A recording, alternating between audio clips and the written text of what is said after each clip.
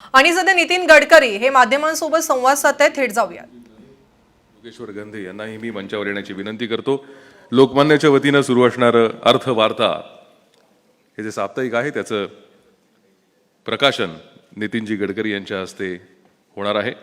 ग्राहक सभासदांशी सातत्यपूर्ण संपर्क हा खूप महत्त्वाचा आहे आणि त्यातूनच विश्वास वृद्धिंगत होत जातो. त्याच अनुषंगानं लोकमान्य समूहातर्फे अर्थवार्ता नामक एक मासिक प्रसिद्ध होतं. त्यात ग्राहक सभासद हितचिंतकांना पाठवलं जातं. यातून लोकमान्य सोसायटीमधील घडामोडी, माहिती, सहकार क्षेत्रातील नवे नियम याची माहिती साध्या सोप्या भाषेत दिलेली असते. यातून नॉलेज शेअरिंग बरोबर लोकमान्यांच्या शाखांमध्ये आजूबाजूच्या परिसरात घडणाऱ्या सामाजिक उपक्रमांची दखल घेतली जाते.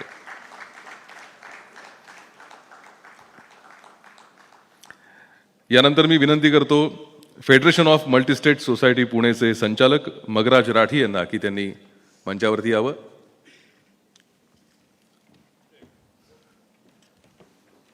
एक सत्कार फक्त.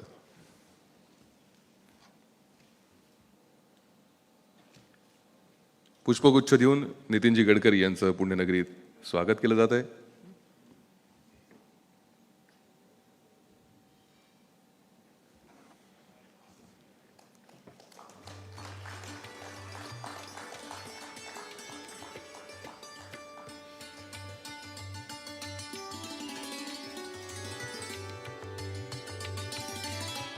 आणि यानंतर अर्थातच आपण सगळे ज्याची आतुरतेने वाट पाहतात, मी सन्माननीय नितीनजी गडकरी यांना विनंती करतो की त्यांनी मार्गदर्शन करावं.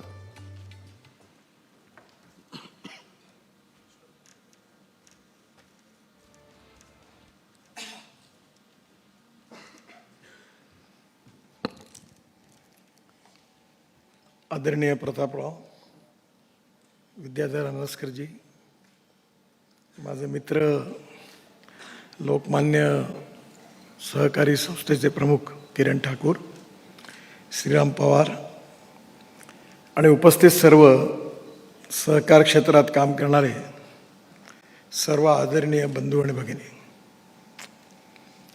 महाराष्ट्रामध्ये सहकार चळवळ विशेष रूपाने यशस्वी झालेली आहे. आणि महाराष्ट्रातली ती खऱ्या अर्थाने यशस्वी झाली ती विदर्भ आणि मराठवाड्यात नाही, तर खऱ्या अर्थाने पश्चिम महाराष्ट्रात यशस्वी झाली आहे. मी आजच सकाळी अहमदनगर जिल्ह्यात होतो. त्या ठिकाणी विखे पाटलांनी ज्यावेळी 1950 साली साखर कारखान्याची स्थापना केली आणि त्यानंतर 23 कारखाने आज नगर जिल्ह्यात आहेत.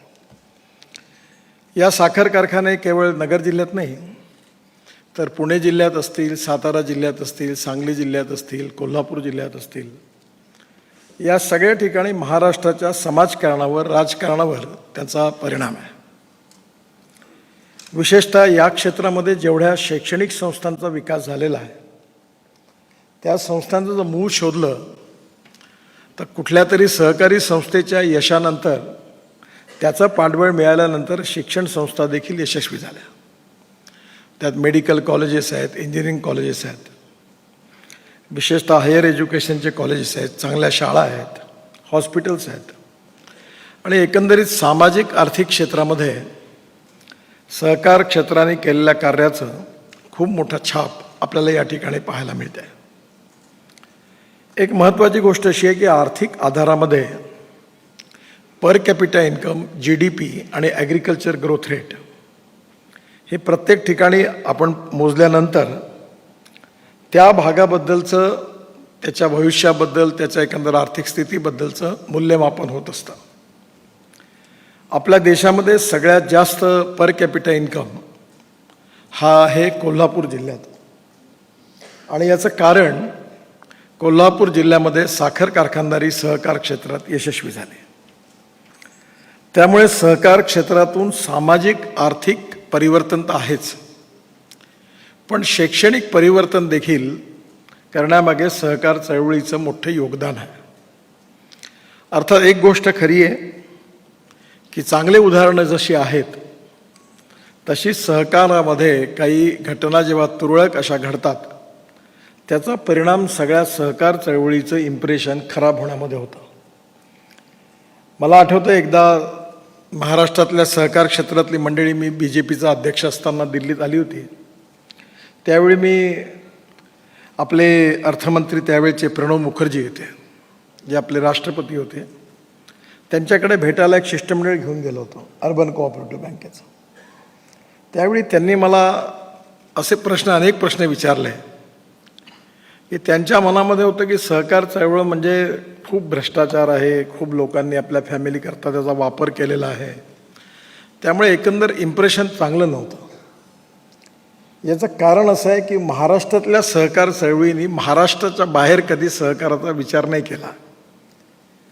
पण गुजरात, महाराष्ट्र, कर्नाटक, थोडासा मध्य प्रदेश, छत्तीसगड आणि तिकडे बिहार आणि UPमध्ये अतिशय निग्लिजिबल, म्हणजे त्या ठिकाणी चांगल्यापेक्षा वाईट अनुभव 100पैकी 70% वाईट अनुभव आणि 10-15-20% चांगले अनुभव. त्यामुळे सहकार क्षेत्राची जी ओव्हरऑल प्रतिमा ही जी प्रशासनामध्ये आहे, कारण प्रशासनामध्ये येणारे बहुसंख्य अधिकारी हे बिहार आणि उत्तर प्रदेशमधून येतात, आणि त्यामुळे सहकाराच्या यशस्वीतेच्या ज्या कल्पना आहेत त्यात अनेक लोकांना सहकारामधले सक्सेसफुल प्रयोग माहिती नाही. आणि त्याचबरोबर सहकाराचा डिसएडव्हान्टेज ज्यांनी घेतलेला आहे परिवाराकरता आणि त्या संस्था कशा डुबल्या याच्या प्रकारचे वाईट उदाहरणं जास्त माहीत असल्यामुळे सहकार क्षेत्राचं मूल्यमापन दिल्ली दरबारी जितकं इंडिपेंडेंट, इम्पार्शियल आणि फेअर व्हायला पाहिजे तेवढं होत नाही. ही सगळ्यात मोठी शोकांतिका आहे. आणि म्हणून मी विद्याधर अनासकरांना नेहमी सांगतो की पार्लमेंटमध्ये जेवढे संसद आहेत त्यातले पुष्कळ लोक हे कोऑपरेटिव्ह बँकेशी संबंधित आहेत, कोऑपरेटिव्ह चळवळीशी संबंधित आहे. संतोष गंगवार जे होते आता, ते उत्तर प्रदेशमध्ये बरेलीला एका कोऑपरेटिव्ह बँकेचे अध्यक्ष होते. त्यामुळे अशा सगळ्या लोकांना एकत्रित करून दिल्लीमध्ये सहकारी चळवळीच्या बाबतीमध्ये एक चांगलं इम्प्रेशन, त्यातलं चांगले कोण आहे वाईट कोणाचं इम्प्रेशन, त्याच्या बाबतीत कुठेतरी ही प्रतिमा चांगली करण्याची आवश्यकता, ही सगळ्यात मोठी आवश्यकता आहे. दुसरी गोष्ट अशी की मी ज्यावेळी महाराष्ट्राच्या विधानमंडळात होतो त्यावेळी सहकार कायद्यामध्ये दुरुस्ती करण्यात त्यावेळी पवारसाहेब मुख्यमंत्री होते. त्यावेळी हा कायदा दुरुस्त करावा अशा प्रकारचा त्यांनी एक नवीन कायदा तयार करायचा प्रयत्न केला. पण त्यामध्ये आपल्या देशात साधारणतः असं आहे की एखाद्या गोष्टीचा अभ्यास न करता त्याचा ओव्हरऑल मत करून मग त्याच्याबद्दलचं इम्प्रेशन लोकात तयार होतं आणि मग नंतर ते काही करणं शक्य होत नाही.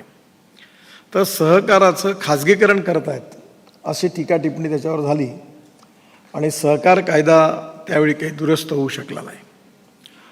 कोऑपरेटिव्ह हा विषय आपल्या देशाच्या संविधानानुसार ज्या 3 लिस्ट आहे, सेंट्रल लिस्ट, स्टेट लिस्ट आणि कॉन्करंट लिस्ट, त्यामुळे हा कॉन्करंट लिस्टमध्ये असल्यामुळे स्वाभाविकपणे भारत सरकार आणि राज्य सरकार दोघांचाही अधिकार याच्यावर आहे आणि रिझर्व्ह बँकेचा 3रा दंडा पुन्हा त्याच्यावरती आहे. त्यामुळे याच्यात खूप कन्फ्युजन आहे आणि परस्पर सोयीने स्वाभाविकपणे ज्या पक्षाचं सरकार असतं त्या सरकारचा प्रत्येक वेळा या सहकाराकडे बघण्याचा आपला एक दृष्टिकोन राहिला आणि जे आज विरोधात आहेत ते त्यावेळी वेगळे बोलतात आणि जे सत्तेत जातात ते वेगळं करतात. ही पण एक समस्या आहे.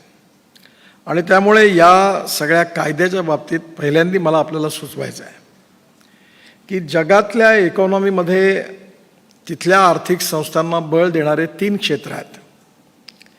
कुठल्याही देशाच्या इकॉनॉमीमध्ये ज्यांचा विशेष रूपाने प्रभाव आहे त्यातली पहिली शेअर इकॉनॉमी, दुसरी इन्शुरन्स इकॉनॉमी आणि शेअर आणि इन्शुरन्सच्या बरोबरच तिसरी जी इकॉनॉमी विशेष रूपाने महत्त्वाची आहे ती म्हणजे पेन्शन इकॉनॉमी.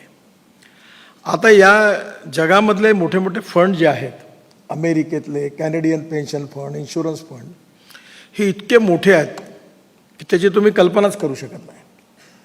आणि हे जे फंड्स आहेत हे सगळ्यात जास्त इन्व्हेस्टमेंट करतात.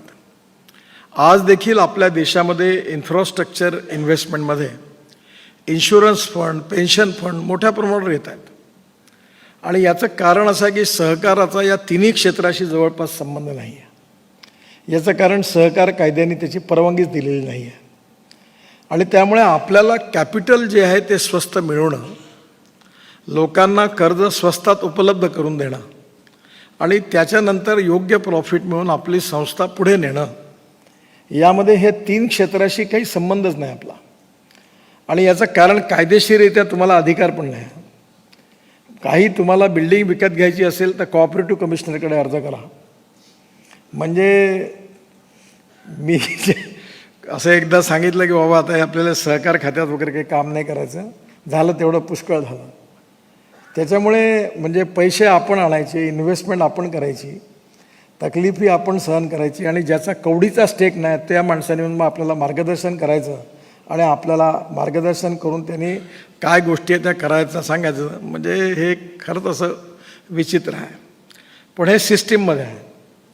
त्यामुळे महाराष्ट्राच्या याच्यात कोऑपरेटिव्ह कमिशनर पुण्यात आहे, ते कार्यालय कंट्रोलिंग आहे, कोऑपरेटिव्ह सचिवालय आहेत, आता केंद्रात पण कोऑपरेटिव्ह मंत्रालय झालं आहे. आणि ज्याप्रमाणे कॉर्पोरेट आणि कंपनी लॉ यांच्या बाबतीत जेवढी स्वायत्तता आहे तेवढी कोऑपरेटिव्ह संस्थांना नाही आहे. आता प्रश्न असा आहे की सहकारी संस्थांना कोऑपरेटिव्ह आणि कंपनी लॉच्या बरोबरीने आपण त्याचा विचार करावा की करू नये, हा वादाचा मुद्दा आहे.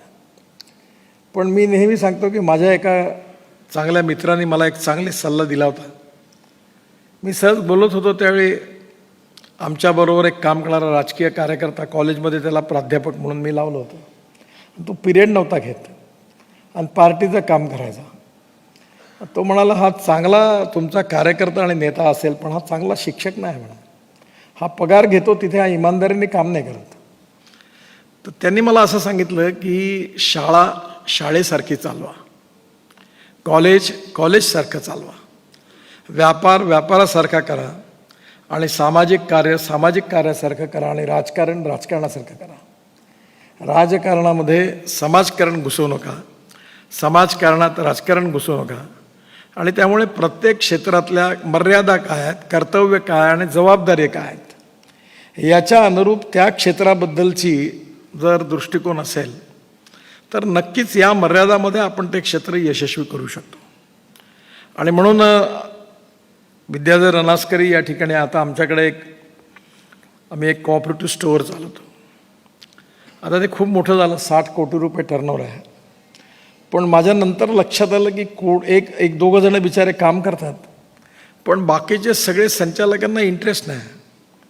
कारण आम्ही चॉकलेट जरी खायचं असलं तरी ती पण आम्हाला पैसे देऊन घ्यावं लागतं, कारण आमच्याकडे कोणालाच काही मिळत नाही. आणि ज्याला काहीच मिळत नाही तो म्हणतो दिवसभर मी कशाला मेहनत करू. त्यामुळे आता आमच्यासमोर समस्या अशी आहे की एवढी मोठी संस्था तयार झाली, ती पुढे काय करायचं, ही कोण सांभाळणार.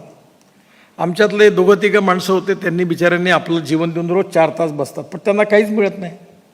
ते दिवसभर कोऑपरेटिव्ह स्टोअरमध्ये खरेदी हे ते बघतात, प्रॉफिट मिळतो, संस्था चांगली चालते. तर बाकीच्यांना इंटरेस्टच निर्माण होत नाही कारण त्यांना काही नाही मिळत. तर मी मला म्हटलं की आपण याची प्रत्येकाची सिटिंग फी वाढवा, प्रॉफिट भरपूर आहे तर कायद्यात तरतूद नाही.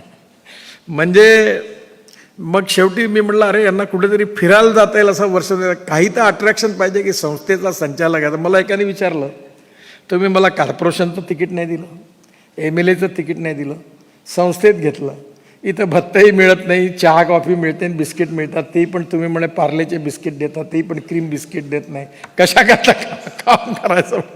म्हणजे त्याला त्याच्यातलं प्रत्येकाला ते आकर्षण नसतं.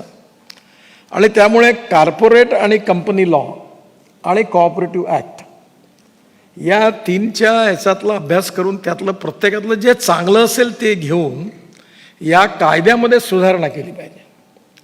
ट्रान्सपरन्सी असली पाहिजे, करप्शन मुक्त असला पाहिजे आणि त्याच्यामध्ये विशेषतः जे शेअर होल्डर आहे, भागधारक आहेत, त्यांच्या हिताला सर्वोच्च प्राथमिकता असली पाहिजे.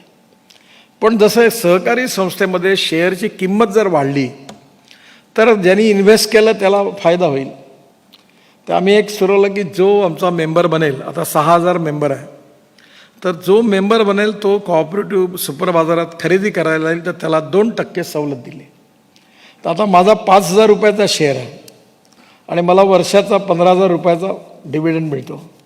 त्याचं कारण डिव्हिडंड तो 10-11-12% वरती देता येत नाही, पण 2% डिव्हिडंड जे खरेदीवर आहे तो दरवर्षी महिन्याला किराणा 25-30 हजाराला आल्यावर त्याच्यावर जे 2% मिळतात ते वर्षभर मिळतात. त्यामुळे त्याचा फायदा भागधारकांना मिळायला लागला. तेव्हा कुठेतरी सगळ्यांनी निस्पृह, निस्वार्थी, निरपेक्ष आणि समर्पित भावनेने काम करावं अशी अपेक्षा ठेवणं गैर नाही आहे. पण व्यावहारिकदृष्ट्या हे काही शक्यही पण नाही आहे. त्यामुळे कॉर्पोरेटमध्ये, कंपनी लॉमध्ये जशी संस्थेमध्ये शेअरची किंमत वाढत जाते तशी इथे कुठल्याच प्रकारची प्रोव्हिजन नाही.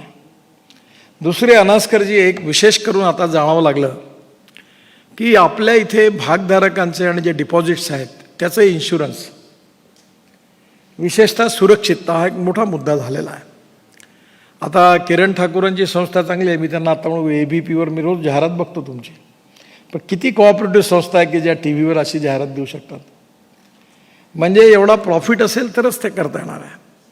त्यामुळे जर प्रॉफिट कमवला योग्य प्रकारे तर हळूहळू तो ॲक्युम्युलेटेड प्रॉफिट जमा करून त्यांना याच्यातून काय करता येईल आणि अशा प्रकारे एखादा सहकारी संस्थेची शिखर संस्था जी सहकारी संस्थेचं इन्शुरन्सही करेल आणि त्यांना सुरक्षित देखील ठेवू शकेल अशा प्रकारची जर संस्था असेल तर भागधारकांचंही रक्षण मिळेल आणि दरवर्षी बँक त्याच्याकरता कमीत कमी तेवढी इन्व्हेस्टमेंट ही त्या संस्थेत करत जाईल. अशी काही व्यवस्था असेल तर एखादी संस्था अडचणीत आली तर ही संस्थाच लगेच धावून येईल आणि त्यांना मदत करेल. दुसरं, संस्थांमध्ये जे विलिनीकरण आहे याच्या बाबतीमध्ये मला जास्त, मी यातलं एक्सपर्ट नाही आहे. पण मी एकदा फायनान्स मिनिस्टरलाही पण सांगितलं आणि आत्ता त्यांनी मला परवा मुंबईतली आपली जी बँक आहे पंजाब बँक त्याच्यावर बोलताना सांगितलं की ह्या मार्ग असा निघाला. तर माझ्या लक्षात असं आलं की मर्जर जे आहे हे त्यातल्या त्यात सगळ्यात चांगला मार्ग आहे की एका चांगल्या संस्थेने एका अडचणीच्या संस्थेला जर ॲडॉप्ट केलं किंवा मर्ज केलं तर त्या संस्थेचे प्रॉब्लेम मिटतात. त्यात सरकारला तर काहीच करायचं नाही. पण या मर्जरकरता परवानगी मिळत नाही. त्यामुळे कॉपरेटिव्हमध्ये कुठल्याही संस्थांना, म्हणजे कुठल्याही प्रकारच्या संस्थांना एकमेकात मर्ज करण्याची प्रोव्हिजन असली पाहिजे. जशी एक कंपनी दुसऱ्या कंपनीला टेक ओव्हर करू शकते तसं एक बँक दुसऱ्या बँकेला किंवा एक सोसायटी दुसऱ्या सोसायटीला टेक ओव्हर करू शकेल. पाहिजे तर त्या संस्थेचे आर्थिक निकष किती असतील ते आपण ठरवता येऊ शकतं. दुसरी गोष्ट जी मला अशी वाटते की आपली जी बॉरोईंग कॉस्ट आहे बँकांची, याच्यामध्ये आपल्या विशेषतः कोल्हापूर भागात आणि या भागात क्रेडिट कोऑपरेटिव्ह सोसायटी आहेत. त्या डिपॉझिटवर एवढं व्याज देतात आहेत की त्यांचं व्याज आणि त्यांची जी कॉस्ट ऑफ फंड आहे त्यामुळे व्याजाचा दरही ते जास्त घेतात आणि छोट्या छोट्या लोकांना प्रत्यक्ष पटकन ते कर्ज मिळतं. आणि त्यामुळे ई-रिक्षा घ्यायचा असेल किंवा छोटा काही भाजीपाला असेल डेली डिपॉझिट त्याला कर्ज पाहिजे असेल तर या संस्थांजवळ खूप डिपॉझिट आहे आणि त्यामुळे त्या व्याज जास्त घेऊन ते देऊ शकतात कारण त्यांना तेवढी फ्लेक्झिबिलिटी पण आहे. पण कोऑपरेटिव्ह बँकांच्या बाबतीमध्ये लोन घेण्याकरता फार मोठं प्रोसिजर आहे आणि सहकारमधलं ॲडमिनिस्ट्रेटिव्ह प्रोसिजर जे आहे ते डिजिटलाइज कसं करता येईल याचा विचार केला पाहिजे. Use of technology in cooperative administration हे खूप आवश्यक आहे. इतक्या सह्या घेतात, इतक्या गॅरंट्या मागतात कोलॅटरलच्या, इतकं प्रोसिजर बिकट आहे की तुमची मोनोपॉली होती तोपर्यंत लोक पर्याय नव्हता म्हणून करतील, पण जेव्हा पर्याय मिळाला तेव्हा लोक तुमचं अकाउंट सोडून चालले जातात. याचं कारणही त्याला जेव्हा दुसरीकडे कम्फर्ट लेवल वाढते तर तो मग काम करत नाही. त्यामुळे कुठेही सुरक्षिततेशी कॉम्प्रोमाइज न करता पूर्ण सिस्टीमला डिजिटलाइज करणं, ट्रान्सपरंट करणं, टाईम बाउंड करणं. मी एका आमच्या हाऊसिंग सोसायटीचा जवळून माझा संबंध आहे आणि ती मोठी संस्था आहे.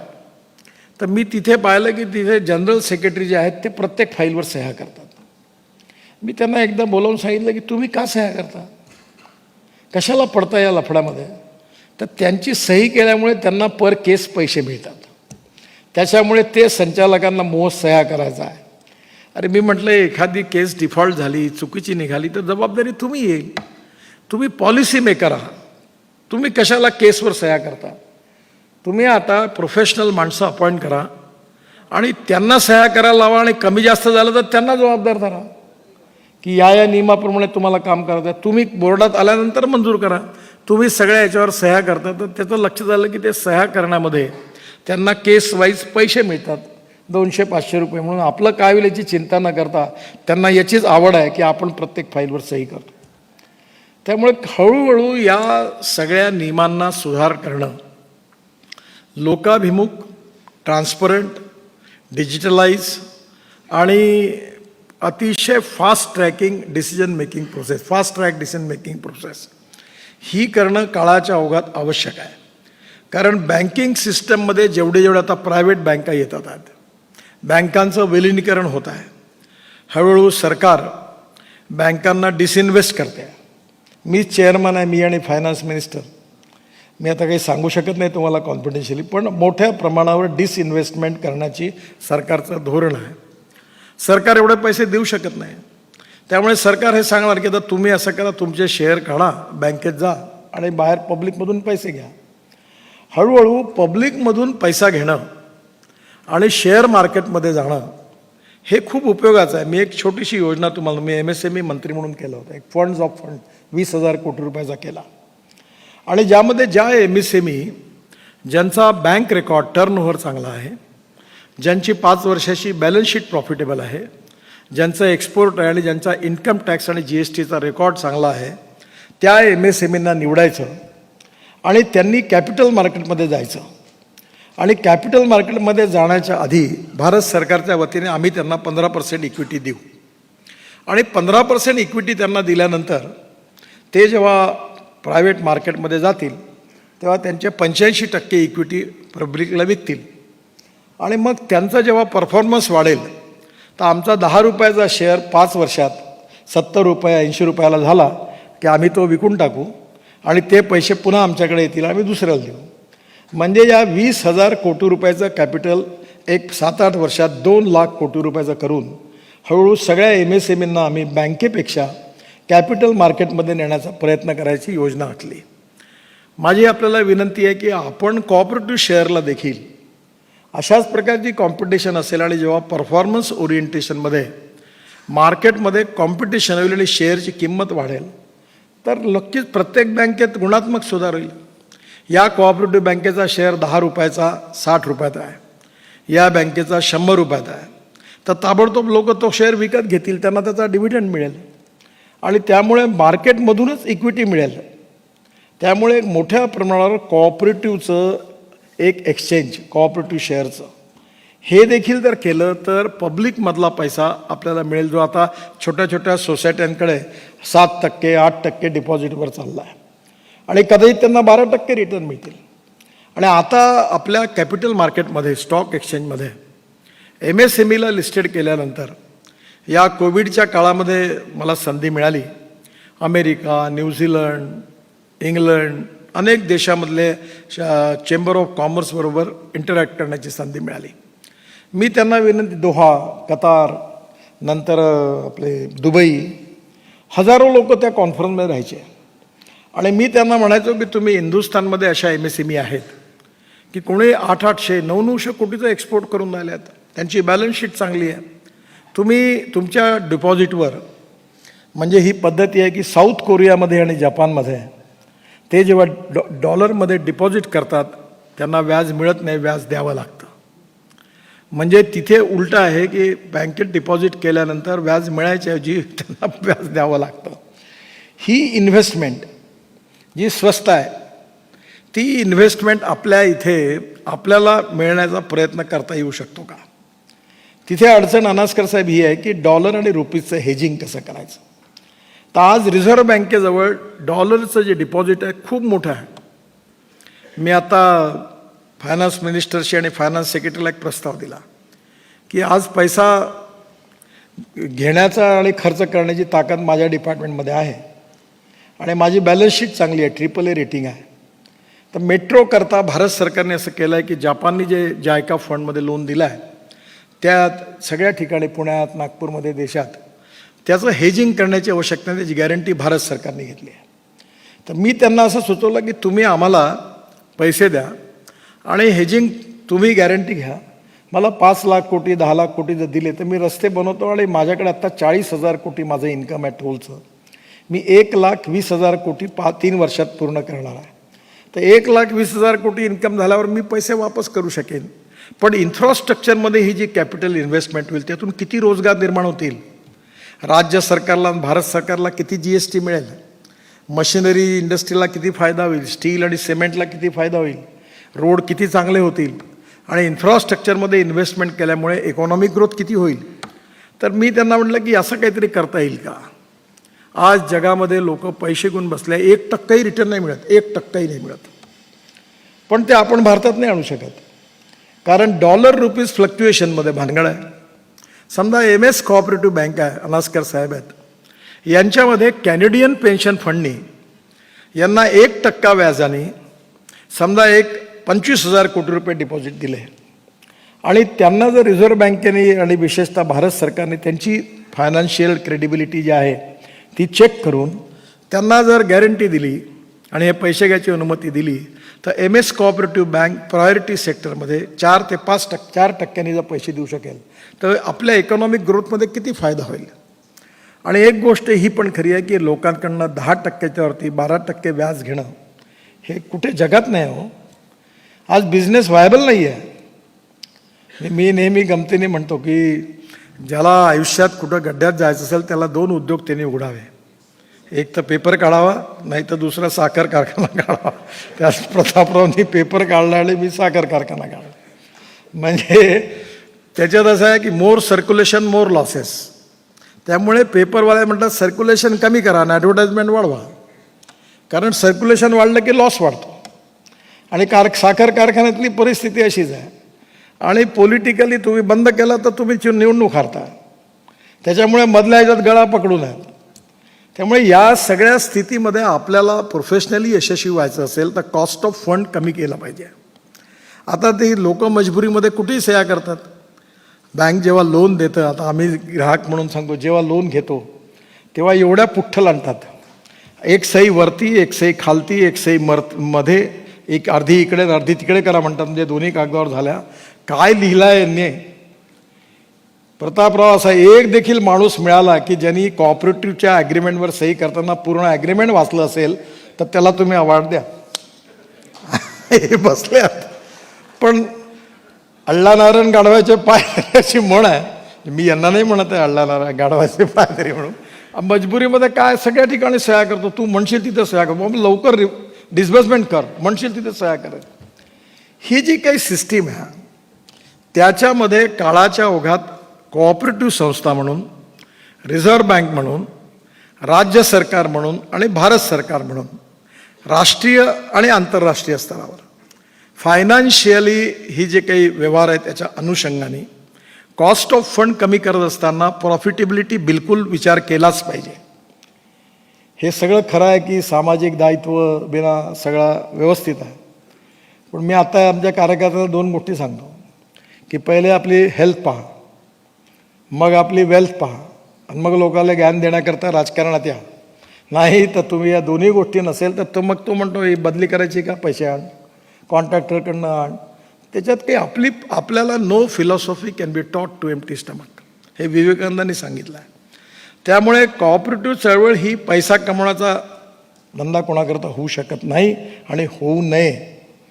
मग ते करायचं असेल तर या चळवळीला आर्थिक पायावर उभं करत असताना या चळवळीचं सगळ्यात मोठं यश कोणतं असेल तर विश्वसनीयता, क्रेडिबिलिटी.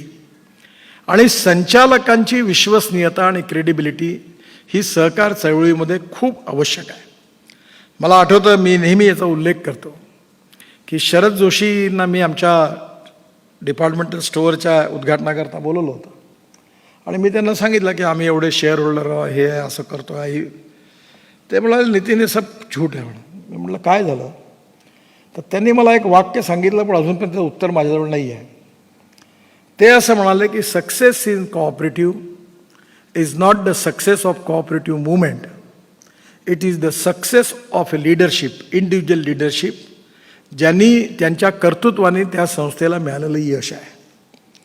आणि हे खरं आहे की एक किरण ठाकूर आहे तोपर्यंत संस्था चांगली चालेल, म्हणजे पुढेही चांगली चालावी अशी माझ्या शुभेच्छा आहे. पण उद्या किरण ठाकूर गेले आणि दुसरा कोणी आला की केव्हा ती संस्था खाली येते हे पता चालत नाही. त्यामुळे क्रेडिबिलिटी जी लिडरशिपची आहे, विश्वसनीयता आहे, ती अतिशय महत्त्वाची आहे. रिसोर्सेस आणि टेक्नॉलॉजी ही खूप महत्त्वाची आहे. पण रिसोर्सेस आणि टेक्नॉलॉजीपेक्षा क्रेडिबिलिटी, विश्वसनीयता, गुडविल ही त्याहीपेक्षा महत्त्वाची आहे.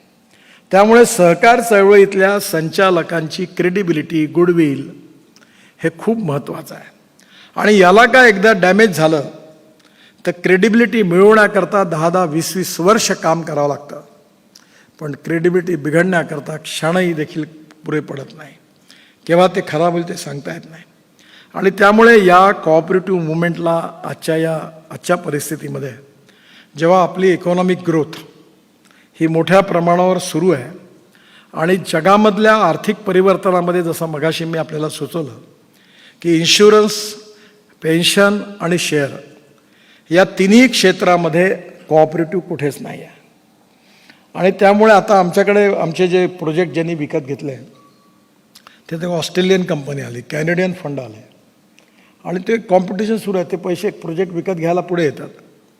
मी एक दिवस मी सांगणार सगळेच प्रोजेक्ट जर गोऱ्यांनी विकत घेतले तर हिंदुस्थानच्या इतिहासात का मी हे नाव लिहून जाऊ का की रस्ते जे आहेत ते यांनी इन्शुरन्स फंड कॅनेडियन फंडाने घेतले, यांनी घेतले.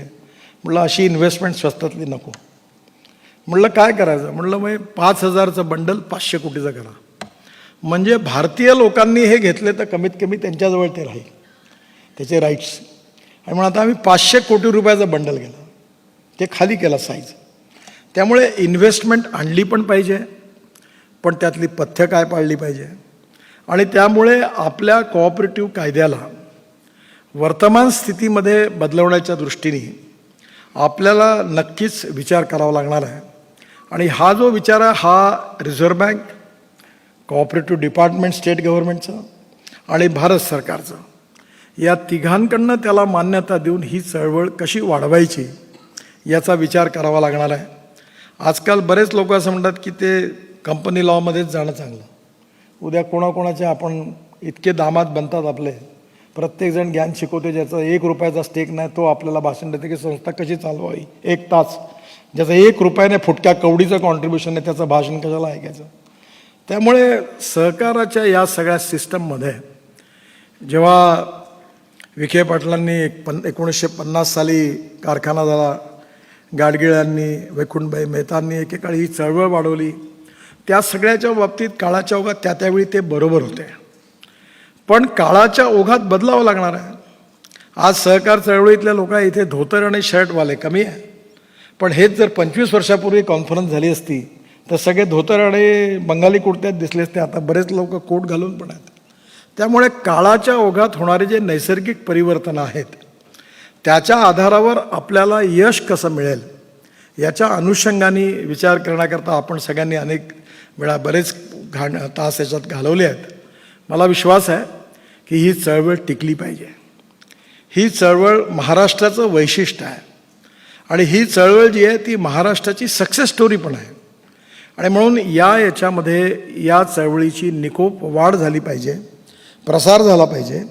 आणि ज्या काही चुकीच्या प्रकारे वागणारे लोक असतील त्यांना निश्चितपणे शिक्षाही पण झाली पाहिजे.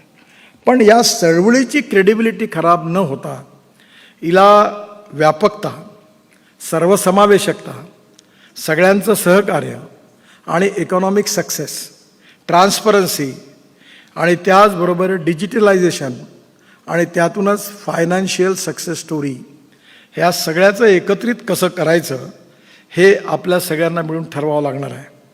आणि हे जर ठरवलं तर नवीन जनरेशन सहकारमध्ये येईल. नाही तर कंपनी लॉ आणि कॉर्पोरेट लॉ याचं जे आकर्षण आहे त्यातून ज्यांच्यामध्ये लिडरशिप आहे, बिझनेस लिडरशिप आहेत, ते निश्चितपणे सहकार चळवळीकडे आकर्षित होणार नाही. आणि म्हणून या संदर्भाचं चिंतन मनन करून आपण सगळ्यांनी मिळून त्याच्या बाबतीत अभ्यास करून एक पेपर तयार करायचं ठरवलं आहे. जे श्रीरामजींनी सांगितलं ते निश्चितपणे अतिशय उपयोगाचं आहे. आणि मला जे काही वाटलं त्यातलं ते विचार मी आपल्यासमोर मांडले. सगळेच योग्यही असतील असंही माझा दावा नाही आहे, पण या सगळ्यांवर आपण विचार करा आणि सगळ्यांची युनॅनिमिटी होऊन या चळवळीच्या हिताकरता शेवटी केंद्रबिंदू जो आहे तो सगळ्यात छोटा भागधारक या चळवळीचा केंद्रबिंदू आहे. त्याचं कल्याण कसं होईल, त्याचा फायदा कसा होईल आणि या सगळ्यांच्या सहकार्याने एकमेकास सहाय्य करू अवघे धरू सुपंथ, या भावनेतून ही चळवळ निरोगी सक्सेस स्टोरी कशी होईल आणि आंतरराष्ट्रीय स्तरावर होणारे स्थित्यंतर, आर्थिक स्थित्यंतर त्याचाही विचार करून आणि आपल्या इथल्या कृषी आणि ग्रामीण क्षेत्राला संजीवनी देणारी ही चळवळ भविष्यात कशी यशस्वी होईल याचा विचार आपण करता ही आनंदाची गोष्ट आहे.